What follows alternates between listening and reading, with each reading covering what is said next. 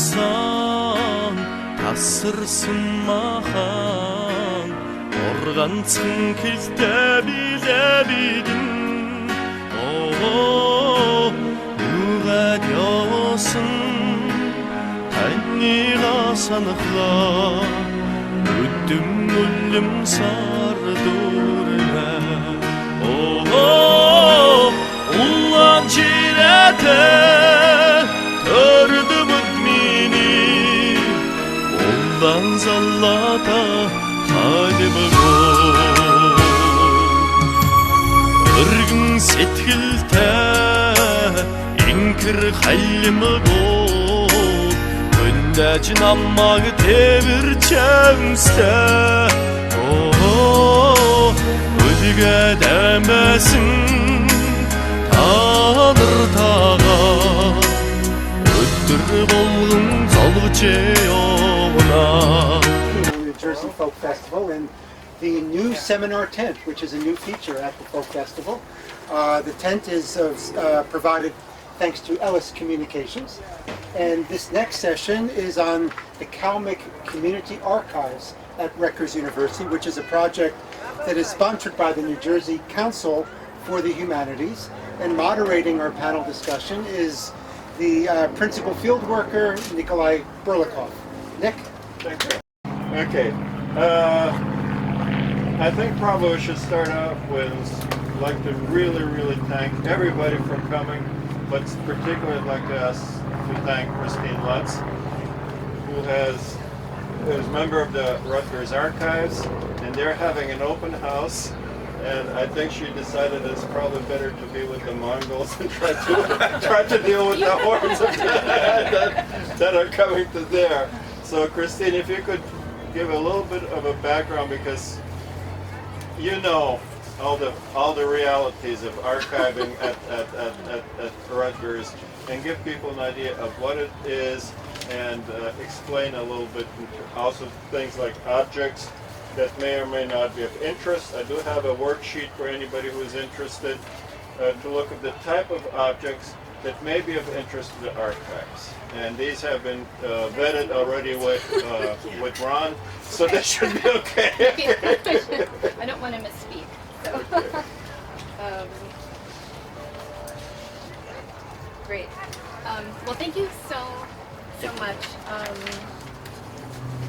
My job, my title in Special Collections and University Archives is New Jersey Studies Librarian. So this is completely appropriate as far as the materials that Ron Becker, the head of Special Collections, and I try to collect. And we're very much right now working to document and collect material on little known or underrepresented communities in New Jersey. So this is really wonderful timing for us to learn more about the materials that you have and your communities here in New Jersey.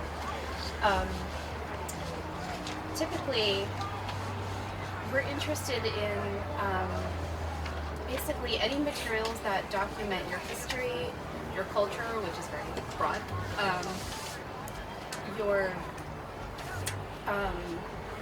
basically everything listed here is appropriate. We're interested in learning all about your community and making this material available to Rutgers students and faculty, the community, scholars who come in. I personally collect printed materials that relate to things going on in New Jersey. So everything listed here, books, news magazines, clippings, AV, audiovisual materials, ephemera definitely falls into the things that I collect as curator of New Jersey collections. Some of my colleagues, for example, our curator of manuscripts, would be very interested in things like family and organizational correspondence, notes and diaries. He and I work together on photos where we very much would be interested in collecting photos. Objects, sometimes we, in part because we don't have the right storage conditions ideally to take care of objects, we may not be as interested, but it's worth talking to us about if there's something that really should be part of the archive and would help to tell a complete story.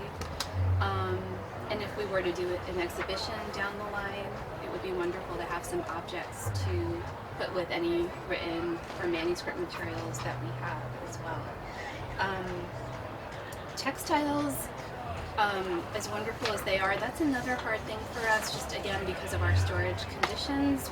We want to make sure we're properly caring for any items that we receive, and it may be something again that we would be interested in borrowing for an exhibit or a talk or something, but we really have to talk about if we were the right place to store anything like that, just so we could give it the proper care. As we're bringing in materials, we work very hard to make material accessible and known to the public, to the Rutgers community. So we would work with you to see, how we want to have things arranged. In archives and special collections, we work around the idea of provenance. Where did this material come from? Who brought it? What's its history? And we take that information and base how we arrange things in the collection on that provenance. So we want to know the history and the stories behind the things you're bringing in for multiple reasons. We tend to arrange things, in the archives world we call them series, but groups of like items. So correspondence might be a group together, audiovisual materials might be its own group. There is, a professional archival standard that we would apply to these materials, but again, always keeping in mind the provenance and your community and the meanings of the materials to you. We also create what we call in archival circles a finding aid, which is really just a guide to the collection to make it simple for researchers to access the materials. And if you go to our website, you'll see we have a lot of finding aids for all of our collections, most all of our collections online. And that's what we would eventually want to do for the Kalmyk archives, is have a guide that people can easily find online to use. And I mentioned, exhibitions would be wonderful down the line, and maybe some sort of program or talk at Rutgers that we could bring community members in and share the materials that we have as well. Also, if it was something of interest to the community, we'd be interested in digitizing materials and making them available through Rutgers online repository. Another great way to get the materials out to the public and educate people about your community, your revamping. But we have a lot online, and also you can see what we've done with other communities as far as digital materials through RUCORE, RUCORE, that's our digital repository. So some examples of what we've done there as well, and some online exhibits. And do you have to be an alumni of Rutgers in order to be able to access this? No, I should say that's very important. We are completely open to the public, and we get thousands of people coming in every year to look at all sorts of collections. We have the university archives, so we house the records of Rutgers University, but then we also have our New Jersey-based collections, my printed materials and manuscripts. And we also have some other areas that we specialize in, so scholars travel to us to look at those materials. Now, do your collections go traveling also, or is that just mainly at Rutgers? For security and preservation reasons, everything's pretty much housed at Rutgers. Okay. We will occasionally loan items to places. We've loaned to the Smithsonian and other local repositories as well. So say if the Smithsonian, for example, were to do an exhibit, if it was, if everyone was comfortable, we would loan certain items to them if it's, the relationship seemed like it would work out that way. We don't really do like traveling exhibits. I have to say that we couldn't do that. But we've also had, we have our own exhibit gallery at Special Collections in Alexander Library. We've also exhibited in other places on campus. So there's possibilities to push the material out a little bit too. What happens in terms of ownership once you give something? Yeah, so that's a really important part of this too. We always have a deed of gift, and the donor, works out with Ron Becker, the head of our department, how you want to give this to us. Do you want to loan it? Do you want to officially deed it over to us? Any restrictions you want to place on the materials? Questions around copyright are worked out. So we work that out in conjunction with, if necessary, the general counsel at Rutgers, or we also have a copyright librarian who helps with matters there.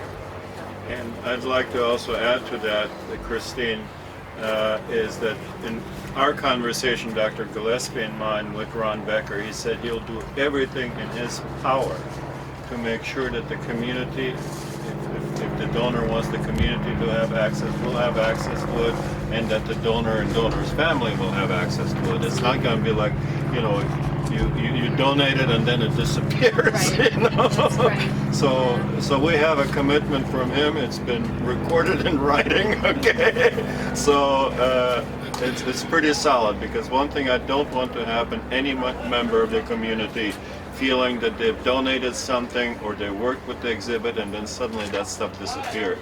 It's too important, okay? Yeah. And Christine, you'll back me up on that, I'm sure. Absolutely. Once the deed of gift is worked out, and we are legally required to do exactly what's spelled out in the deed of gift, maintain that material according to proper archival standards, and yes, you'd be always welcome to come in and have access to this material, or your designees could come in and look at it. But it always has to be the original. Say with pictures, can you just give a copy of the pictures? We can. I mean, that's something that gets worked out too. If you want to hold on to an original, we'd be very I would think interested most people in would. That's why, surrogates. yeah. Or sometimes, we'll get a copy, and a promise is made. Down the line, at some point, we will give you the originals. Right now, we're giving you the copies. So various terms can be worked out. It's whatever you're comfortable with. We want to honor the donor's wishes. How early are you accepting the items? Are you accepting now? Mm-hmm. Oh, okay. Yeah. Yeah, we're ready to go whenever you are. So. Okay, now let's welcome. First of all, on behalf of the community, thank you for doing this. Thank you for entrusting us with your material. My big concern is we need a central location, because what's happening is I'm considered an elder right now, and a lot of stuff that we had when we first came in 1951 are getting lost. Sanji Altun here, which I want to present also, is I'm more focused on the religious side. So one of the prayers that we do at the St. Kalmyk Temple is Ambaza Dari, and that's to Vajradhara. And what the Kalmyk community brought here was a form of Tibetan Buddhism, because we're followers of this holiness of Vajrayana Buddhism, a very high Buddhism. And Sanji Alton was able to translate that into English, so folks like myself can understand what is happening. Our community, there's not too many Kalmyk monks, but it's being replaced by Tibetan monks on behalf of our community to bring us a monk. What they're doing is they're learning English, and they're not forcing us to know Tibetan, so they open up the Dharma that way. So our monks are very open to that. My concern is my grandchildren. If something happens to me, when the time is right and when they want to find out about themselves, I want them to find something where most of the material are. When I was doing a term paper for college, I couldn't find anything. It was very rare. Luckily, I bumped into an article by Fred Alderman at the University of Pennsylvania. And it's usually an external force like Nick and yourself, and helping a community like ourselves to maintain some of that rich culture that we have. And I know I'm 63, I'm not gonna live to another 63 years. I recognize that. What I do want to do is make sure my grandchildren, when the timing has come, that they have access and they can learn about their history. Now, we traditionally bring our children to all the services. They may not understand it, but the Dharma is in their mind stream. To find out what was happening, I think what you guys are doing is very auspicious, and maybe we can continue, not for one generation, 2 generations, but 3 generations. Walking here today, I bumped into a bunch of Lenape Indians, and they're doing a presentation at 4 o'clock. I had a very nice conversation with them. I read the book by Strong Medicine, and they have the same issues that we have, and they've been here. We only came here in 1951. I also met 2 people who just came back from Mongolia, and I was explaining to them about Mongolia and some of the customs we have. I want something like that, the Rutgers. I didn't have that. I had to struggle to find it, but I have a lot of material which I want to turn over, so it makes it easier for the younger generation to find out what a rich culture we have, what a rich religious culture we have. And thank you so much. Can I just make a follow-up on that? One thing that's very interesting, that Christine, that you may not be aware of, is that the Kalmyks, the 3rd generation, the 4th generation Kalmyks here, their grandparents, my parents and my grandparents, who left at the time of the revolution, the Russian Revolution, that is, they represented the pre-revolutionary culture. And that pre-revolutionary culture was very unique and had many qualities and characteristics that have been lost in the culture of the Kalmykia today. So many of the traditions that we had are forever lost in the post-revolutionary culture. And this is really something that's worth preserving, that memory of the pre-revolutionary culture. Not only in terms of what Alta was saying, the Dharma practices and so on, but also in many other ways, in the ways that social units interacted and so on. So if we can contribute to the preservation of that at Rutgers, I think we would have done our share, our generation. I'm older than you, but not that much. Yeah, I mean, I think that really should be part of our goal here, to preserve that little core nucleus of pre-revolutionary culture. And most of us, well, maybe some of us here would remember some of that. And that's the part that I think, Nikolai, you've done an incredible job of trying to capture that. Well, thank you, Sanj. And in fact, you're the next presenter I was hoping to bring out, so you were doing me a favor by, being in front of what I was thinking. But I would like to welcome to our little tent here, our little gear, Vicky Basirov, who's a member of the panel, and also from Russia, Gempeling, Naren Badushev, who is representing. So we have representatives from every temple in the community, which I think is very important. Narma Stepanov, whose name unfortunately got misspelled on his certificate. That I'm not taking blame for, but we bring that issue up to the board member and the other board member, that they're not showing proper respect for the Kalmyks by misspelling their names. Okay. But Sanj, again, thank you. Sanj, by the way, is the first one of us who actually has carried stuff over to the archives, and it's in process of being cataloged right now. So he can perhaps later on give us a few words about how that went, and whether it was painful or not painful. Because one of the things that I've discovered myself, I'm going to give my photographs. People have been asking me, why am I running around and taking photographs? And it's very simple, because they're all going to go to the archives. There are about 3,000 images over the past 7 years. Fortunately for the archive storage capacity, they're electronic. Okay. So, and I know Anna, it's probably, I don't have a tenth of what Anna has. Okay. And Anna has some really beautiful stuff, and she's an excellent photographer. So it's not just historic interest, but it's aesthetic as well as historic. Okay, and that is rare. So I think we have a pretty good. Since you already had your chance to say a few words, the person I'd like to recognize next to say what on your mind is Narma Stepanov, the president of the Nitsan Temple, who is doing miracles with that temple. Well, thank you. I've heard about it, but I just want to get more information and see how it takes place. One thing I was curious about is everything going to be put online also? You're going to have a website where everything is going to be available? That's what Christine is addressing. We're always working towards, with all of our collections, trying to get as much online as we possibly can. Okay. So, absolutely. Yeah, like I said, I really didn't hear too much about it. I just remember talking to you a little bit about it. But Naren, don't go yet.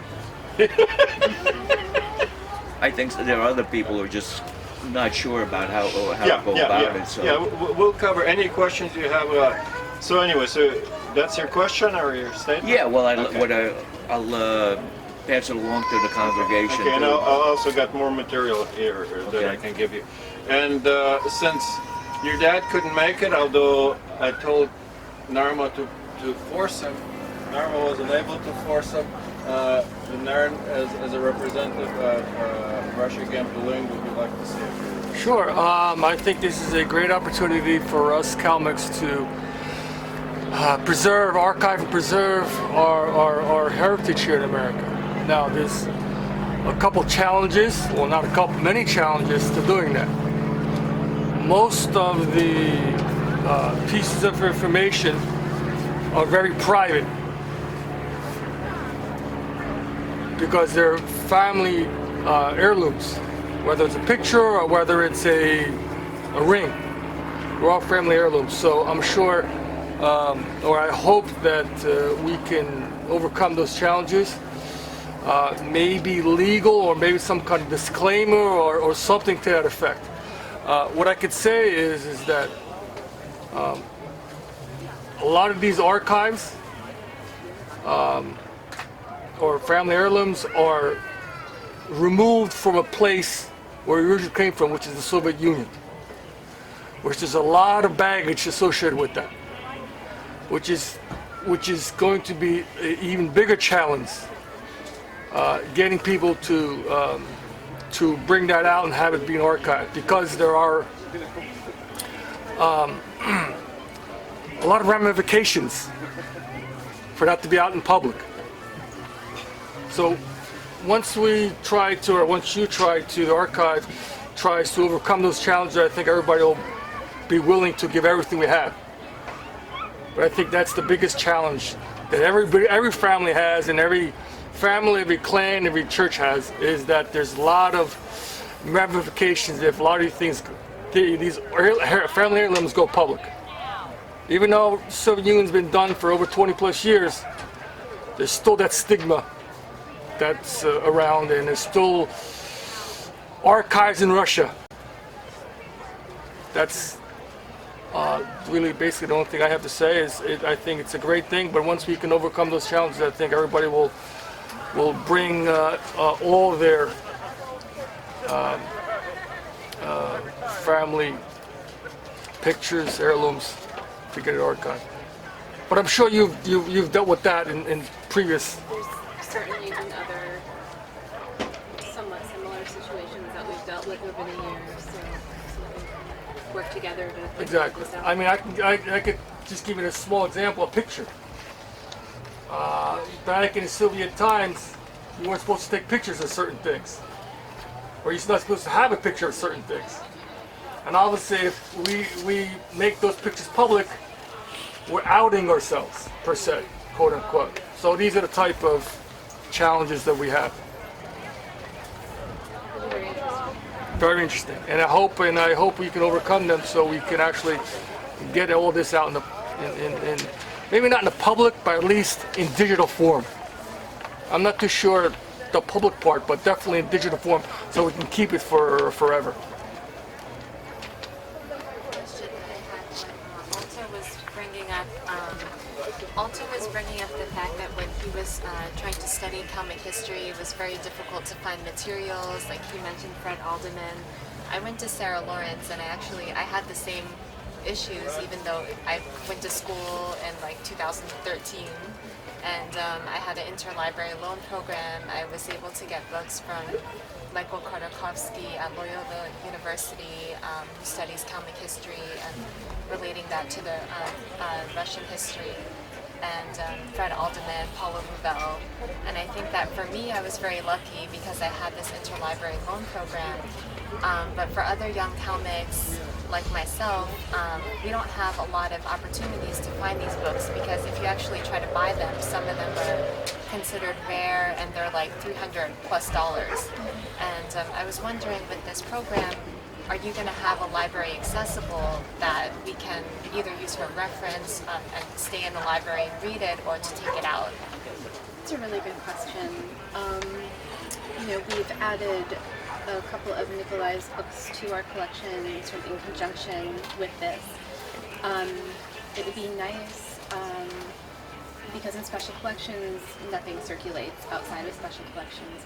It would be nice if maybe one of my colleagues who's an area or subject librarian would be interested in purchasing some materials for the circulating collection as sort of another part of taking your archival materials in.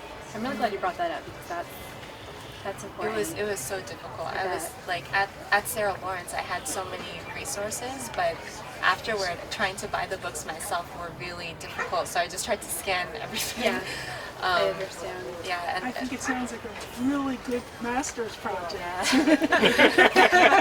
Is Rutgers University putting on a master's program?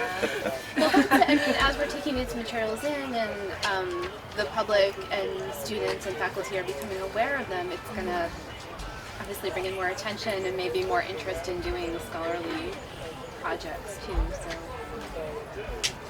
definitely think about follow up on that. And now that we recognize the two temples, Vika, as a relatively recent person to arrive here, what is your opinion? What would you like to say? And excuse me, you have to know that Vika had sacrificed school today in order to help us out in preparation. So thank you so much. I have two kids. They 14 and 12, and as a mom who is trying, I guess I'll get up. I have two kids. They are 14 and 12. It's a very delicate age, and I have two girls. And today, one of them missed French school, and the other one goes to the Japanese school. For us, it was easier to find the Japanese school to learn Japanese or French school to learn French. And I remember they didn't want to speak Russian or Kalmyk. When they've been refusing. They thought like Russian stuff, it's always bad stuff. I don't know, it's from TV or from where. That was fine with me. And I thought they have to learn from the bottom of the heart what they wanna. And then when they enrolled in that, I said, pick one language you wanna learn. And they picked because the older one plays all games, and then games released half a year early in Japan. And she'll be able to read and have that games first, which was fine with me. And then she loves it, and she has a teacher from the Yale University. They in Princeton have a school. How Japanese people organize things, that's amazing. And I just sit and watch that little kids, and they all speak in Japanese. And then second one, because she's very girly girl, and she said, I'm not gonna go with Japanese. I'll go with the French, because the fashion style and all that stuff. And then after they enrolled at that schools, they said to me, we want to learn, we Kalmyks, we want to learn Kalmyk. But I said, let's start from Russian because we used to do Russian Kalmyks. And then, and I was thinking how I should do that. Make it like more fun, not that because I'm pressing on them. It's America, I understand, I can't do it. It's like they said it's a freedom and they pick what they want. And when I heard about this project, I thought that's an awesome idea, because all books she was reading about, it was about Genghis Khan, because you can read all sorts of books about Genghis Khan. And then I said, yeah, we Kalmyk Mongolians, but we Oirat. We have own culture, language, and then we Russian Kalmyks, American Kalmyks, they're making big history here. It's already more than half a century Kalmyks here. Obviously, it should be some kind of one resource where you can go look and say, who is these people, what they've been doing, what language. We have to preserve that. And one day, and we've been learning a song for Kalmyk youth for 1 year. I'm telling you, we had a teacher who used to vocal lessons give, but pronunciation. And I said, you have to have a perfect Kalmyk pronunciation, because Kalmyk language is unique. It's just only one maybe vowel, and then other ones you just like try to say it. And then you add one letter, or you don't say one letter, it's absolutely different meaning. Whole story changes. And we've been working, and then I think she did a good job. And I was driving once, all the time driving back and forth, and then I was saying to them, it's a tragedy actually. And they said, what? I said, I'm speaking Kalmyk because my parents taught to save the language we have to speak at home, only Kalmyk, that's all. And I'm very thankful. And then I said, if I die, that's it. You're not speaking Kalmyk, you don't know anything. And then what else? What's next comes? And we decided to learn Kalmyk. I was thinking maybe one day, one word at least, very well known. And then I said 365 days, 365 words. And then I thought like, well, I'll catch up like couple years, and then they're gonna know all like whatever, put phrases. And then, and I noticed when they say Russian or Kalmyk, they don't have accent with Kalmyk. It's, I don't know, what is it, genetics or whatever, like your tongue works better, but they don't have accent than they have in Russian. Russian is horrible sound. And then, and they said, what tragedy you saying about? I said, tragedy because you're gonna be mothers, you're gonna have kids, and obviously all cultures comes from the language, and I think from the mother. You raise them, you feed them.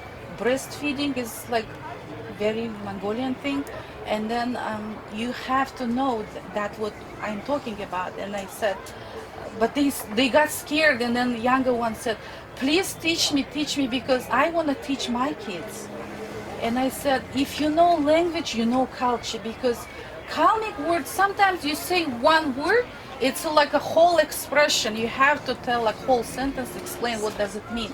So unique. And then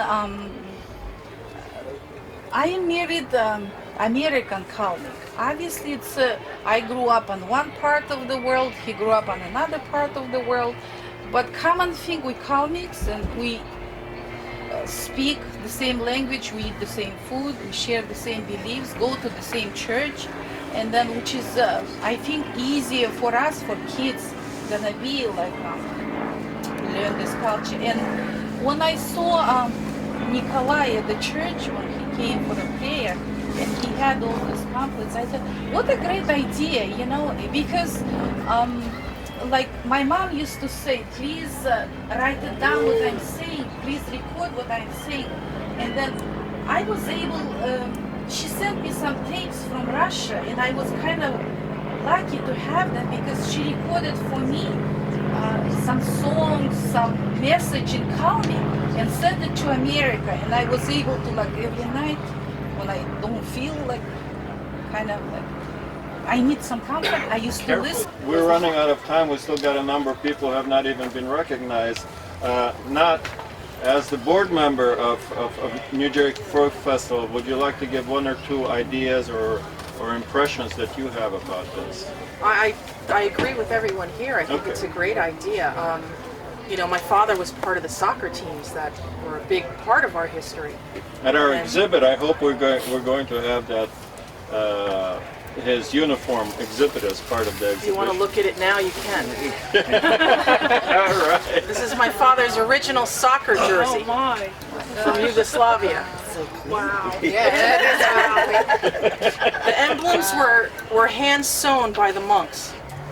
Oh my. So I mean, this is something that I would like to donate because What year was my that? nephews, what are they going to do with this? I'd rather have it on display as part of our history. Right. Soccer was very, very important. So I think this was from the 40s. Yeah, I think soccer really took over for the warfare and the hunting Yeah. as the expression for men, really of But their textiles, I don't know. strength That's and their a- power yeah, and that's stuff like it. that. So I think it's very important. So all of you guys who are playing soccer and keeping that tradition going, thank you, thank Well, you. that was big with the DP camp. Yeah, too, with right. all the different Yeah, well, this nationalities. is from DP camp, right? Yeah, it's from the Pfaffenhofen? DP camp. Yeah. Yeah. Yeah. So Anna, I also know have you his are cleats. very reluctant to speak in public, but say a few words if you don't mind.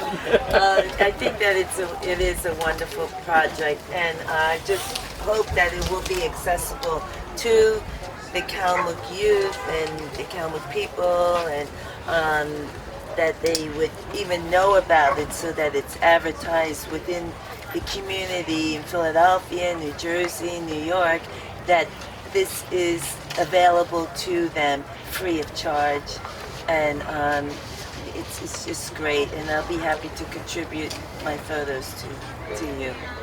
Yeah. Gretchen, as the person who's going to get stuck after all these wonderful ideas that we'll develop of actually So I'm doing scanning this all her stuff. photos. Okay, you get to say a sentence or two.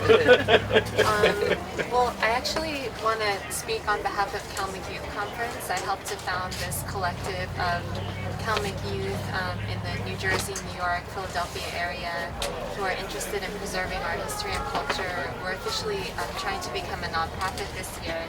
And we have been doing conferences where we bring in different specialists of Kalmyk history, music teachers, dance teachers. We want to learn how to cook, how to preserve all of these things that encompass our identity. And we would really like to have a stronger connection with Rutgers, to be able to bring our group. We took our group to the Rubin Museum, where there's actually a Kalmyk woman who works there who's a historian and Buddhist history and sculptures. And we want to be able to do the same thing, to come and have a tour of this when it comes to fruition. And we would really like to maybe even host our next conference here. And I think that the more that this project grows, we want to continue this relationship with Rutgers. And Sonia, as a representative from the southern tip of New Jersey, i.e. Camden, and as our exhibit designer, and by the way, she has a wonderful, was struggling how to get, we're talking and thinking, or not thinking, planning in terms of doing it in banners, how to design a nice border, and she had such a wonderful solution I just love. Powerful and very feminist. But And if anybody needs any help with any of your projects, please come to me. I can help out graphically. I can do some UX and UI designs for you if you need it for your websites or anything like that. But this is, it's great for Kalmyk community. I don't know a lot about my history.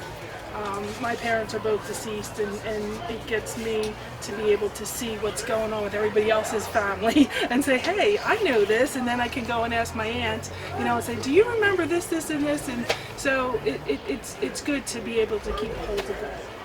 Yeah, because Kalmyk history, usually it's all been verbal, yeah, precisely. And it still is. Yeah. We can get some of these stories on, Yeah, written down or whatnot. That would be great. Yeah. Just let me get it a little bit back a step. I think a point that Naren made, I think, is very good in terms of there are secrets in every community, and certain things, for whatever reasons, people are reluctant to out in the public. Things can be very, very private if you restrict certain things that you don't want to go out, and they're just either for scholarly use or 100 years down the line or something like that. So there are legal protection for things. But the other thing that I think is probably even more germane in terms of most of the stuff we're talking about. I'm not talking about sensitive stuff. Is the human being, the psychology, the difficulty of letting go. My wife and I are downsizing because we're planning to go to New Mexico, hopefully by Thanksgiving. Okay, so we're in the process of letting go of a lot of stuff because we won't need it. There are books that I have that I haven't looked at in 30 years. I'm not going to need them in the next 6 months, okay? And if I do need it in the next 6 months, I know where to borrow it, okay? So, but that letting go, giving it to somebody else, giving it for a good thing, I just have to remind you of one thing. As far as I'm concerned, the Kalmyks right now are fighting for their cultural existence worldwide, whether in Russia, in Mongolia, in China, or here. There are only about 200,000 Kalmyks in the world, roughly speaking. If you want to go totally universal, let's say 700,000, including all the Chinese and all that. That's not a lot of people going through the changes, sociological changes that the world is going through.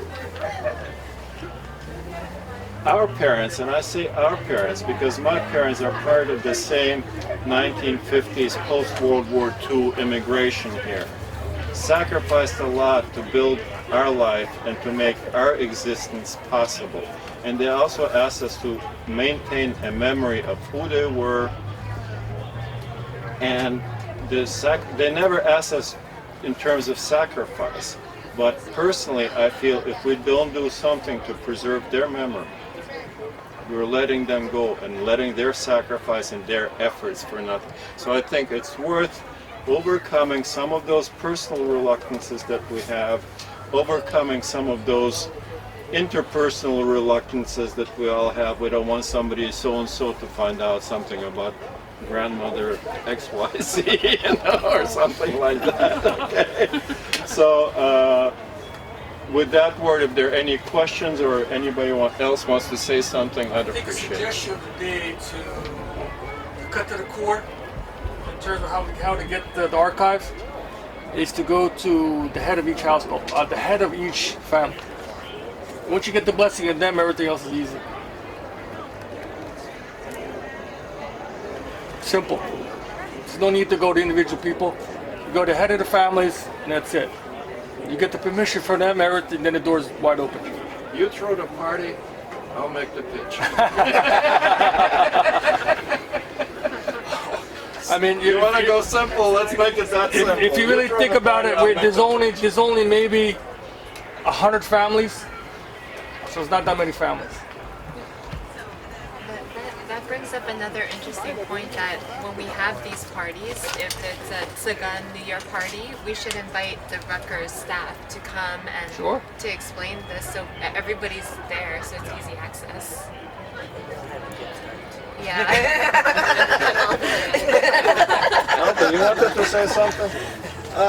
In answer to Detchen's concern about the books, each generation has the same thing.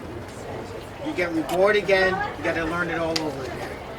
So I'm willing to donate all the collections that I have so the next generation can have this access to our rich history. Now, not only just our history, but and someone mentioned about the language. I really don't know what language you speak because I thought I was speaking Mongolian. And my mother and my father said, no, that's Russian. So that's, and then I talked to Alexander. Alexander said his son came over here and talked to him, and I said, Dad, they speak Czechoslovakian, they speak Bulgarian, they speak Russian, and they speak Kalmyk.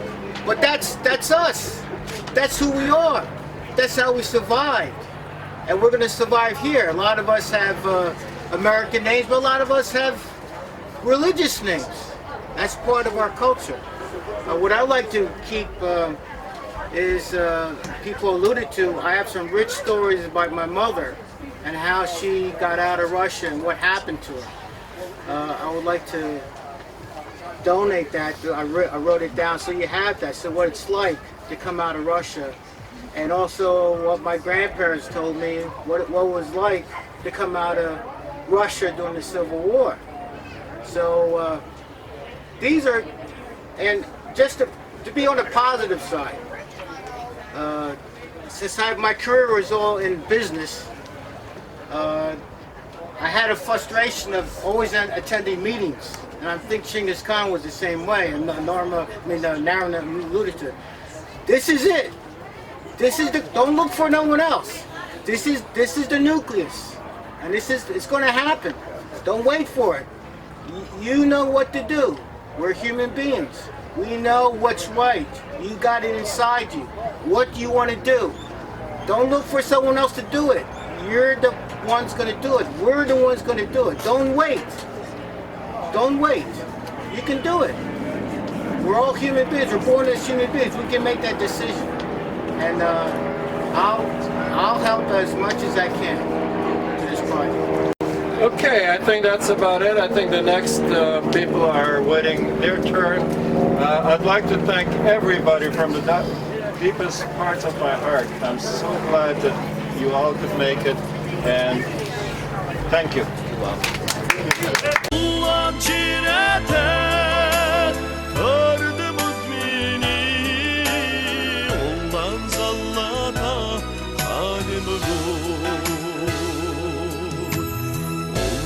Zallada halimi bu, o kırkın ondan zallada.